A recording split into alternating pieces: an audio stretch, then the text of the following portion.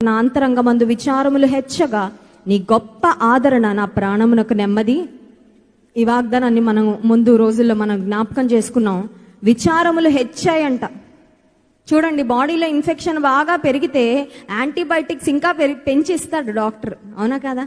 Strong dose antibiotics ఇస్తే లోపల infection ఎంత పెరిగినా దాన్ని సబ్సైడ్ చేసేస్తుంది.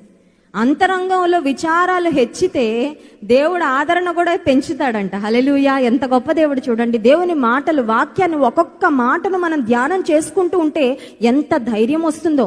అంతరంగంలో ఒకవేళ విచారాలు హెచ్చినాయేమో, నీ జీవితంలో కృంగిపోతున్నావేమో, చింతపడుతున్నావేమో, దిగులు పడుతున్నావేమో, నిద్ర పట్టడం లేదేమో, ఆహారం ముద్ద దిగడం లేదేమో, నా అంతరంగమందు విచారములు హెచ్చగా నీ గొప్ప ఆదరణ నా ప్రాణమునకు నెమ్మది కలుగచేయుచున్నది.